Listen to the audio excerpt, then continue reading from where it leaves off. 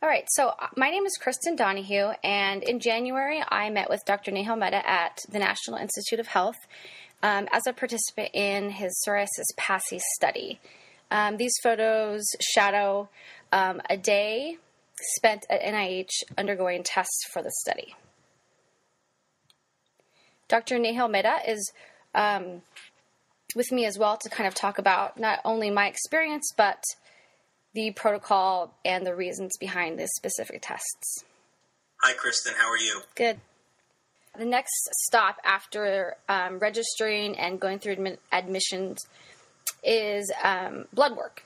And could you talk maybe a little bit about the tests, why blood's being taken, the tests that are being done, what's being looked for here?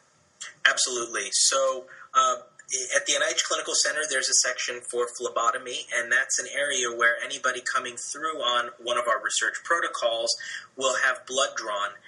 One of the big goals of PASI is to understand how psoriasis may be affecting the body internally. And so we will perform two types of blood tests. Some of them are clinical tests, which anybody may get at any of their physicians if they so choose to see somebody in primary care or cardiology. So we will test bloods for blood cholesterol, the amount of inflammation detected by HSCRP. We will look for glucose, kidney function, liver function. And then the other sets of bloods that are drawn are drawn under the auspices of research blood. And research blood will be taken into my specific lab at the NIH, and then we will look for things within the patient's body that may give us a little bit more discriminatory information, such as instead of inflammation based on CRP values, which may be nonspecific, we measure blood proteins that are changed by inflammation. We measure blood cholesterol function rather than the cholesterol concentration. So that phlebotomy stop is very important that the patients are fasting so that we get very accurate information about their cardiometabolic status at that moment before they start the rest of the study. Okay, thank you. These next set of photos show me receiving the radio-labeled glucose for the PET-CT and MRI scans. My initial concern when I signed up for the study is radiation exposure. Could you talk a little bit about what the radio-labeled glucose does and exposure overall for patients? Absolutely. So one of the things that we would like to stress as part of the PASI design is that we are looking for inflammation internally. Psoriasis as a disease manifests as inflammation externally on the skin.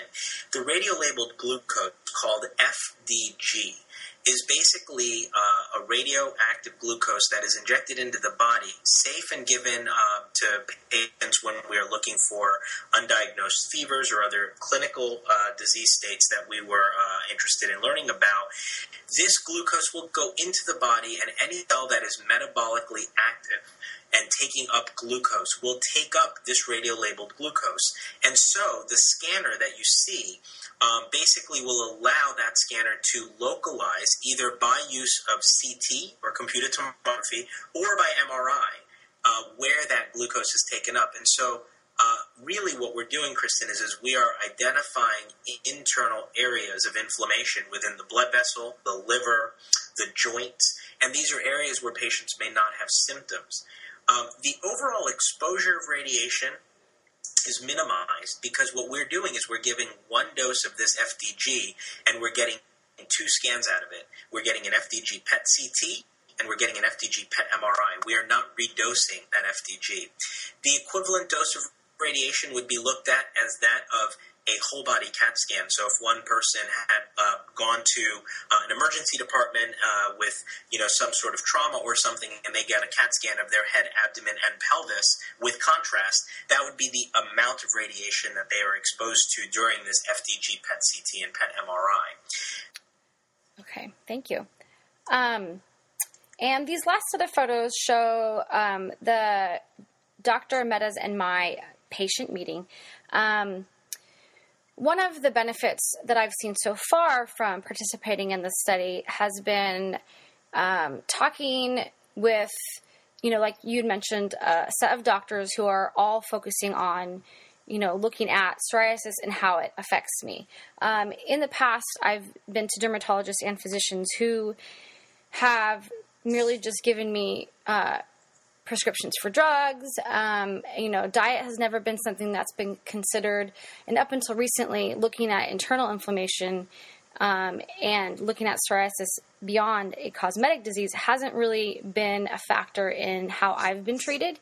One of the benefits here is, as we learned from your scans, that duration of psoriasis, of having a certain amount of psoriasis, and if it was ever severe, we do believe that may exacerbate internal inflammation, and that may show up on our FDG PET scans. And so what we learned from scans that that you had done is that by living a healthy lifestyle, watching the amount of cholesterol you eat, watching the amount of fat that you eat, watching your alcohol intake, avoiding smoking, and maintaining a healthy lifestyle will indeed not only make you feel better, but now we will have the ability to answer the question is, does it actually make your internal health better due to your psoriasis being under control?